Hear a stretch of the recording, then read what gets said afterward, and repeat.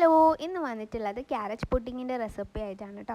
അപ്പോൾ അതിന് വേണ്ടിയിട്ട് ഒരു പാനിലോട്ട് 1 ടേബിൾ സ്പൂൺ നെയ്യ് ഒഴിച്ച് കൊടുക്കുക. നെയ്യ് മെൽറ്റ് ആയതിന് ശേഷം ഒരു 4 ക്യാരറ്റ് ചെറുതായിട്ട് ഗ്രേറ്റ് ചെയ്തത് ഇതിലോട്ട് ചേർത്തിട്ട് ഇതൊന്ന് വാട്ടിയെടുക്കുക കേട്ടോ. ഇപ്പോൾ ഏകദേശം ഒന്ന് വാടി വരുമ്പോൾ നമുക്ക് ഇതിലോട്ട് ഷുഗർ ചേർത്ത് കൊടുക്കുക കേട്ടോ. ഇതിലോട്ട് ഒരു 2 ടേബിൾ സ്പൂൺ ഷുഗറാണ് ഞാൻ ചേർത്ത് കൊടുക്കുന്നത്. ഇനി ഈ ഷുഗറൊക്കെ മെൽറ്റായി ഇത് നന്നായിട്ട് വാടാൻ വേണ്ടിയിട്ട് വെയിറ്റ് ചെയ്യാം കേട്ടോ. ഇനി ഒരു ബൗളിൽ 4-5 ഗ്രാം ചൈന ഗ്രാസ് എടുക്കുക. അതിലോട്ട് അല്പം വെള്ളം ചേർത്തിട്ട് ഒരു 10 മിനിറ്റ് സോക്ക് ചെയ്യാനായിട്ട് വെക്കാം കേട്ടോ. ഇപ്പം ക്യാരറ്റൊക്കെ നന്നായിട്ട് വെന്ത് വന്നിട്ടുണ്ട് കേട്ടോ. ഇനി ഈ ക്യാരറ്റിൽ നിന്ന് കുറച്ചെടുത്തിട്ട് നമ്മൾ സെർവ് ചെയ്യുന്ന പാത്രത്തിൻ്റെ അടിയിലായിട്ട് വെച്ച് കൊടുക്കുക കേട്ടോ. എന്നിട്ട് നന്നായിട്ട് ചൂടാറാനായിട്ട് വെയിറ്റ് ചെയ്യാം.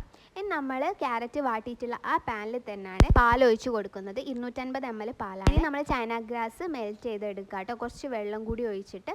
അപ്പം നമ്മളെ പാലൊക്കെ തിളച്ച് വരുന്നുണ്ട്. ഇനി ഇതിലോട്ട് ഒരു 3-4 ടേബിൾ സ്പൂൺ ഷുഗർ ചേർത്ത് കൊടുക്കുക. എന്നിട്ട് നന്നായിട്ട് മിക്സ് ചെയ്തെടുക്കുക. ഇപ്പം നമ്മളെ ചൈന ഗ്രാസ് ഒക്കെ നന്നായിട്ട് മെൽറ്റ് ആയിട്ടുണ്ട്. അത് ലോ ഫ്ലെയിമിലാക്കി കൊടുക്കുക.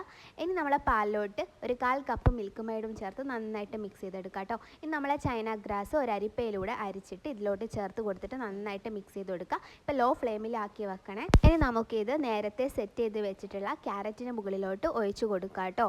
എന്നിട്ട് ഞാൻ ജസ്റ്റ് ഒന്ന് ഇത് മിക്സ് ചെയ്ത് കൊടുക്കുന്നുണ്ട്. ക്യാരറ്റ് ഒക്കെ ഒരു സൈഡിലോട്ടായിപ്പോയി, അതുകൊണ്ടാണ്. ഇനി ഇത് ജസ്റ്റ് ഒന്ന് സെറ്റ് ആയതിന് ശേഷം നമ്മളെ ക്യാരറ്റിന് കുറച്ച് ബാക്കി വെച്ചിട്ടുണ്ടായിരുന്നു.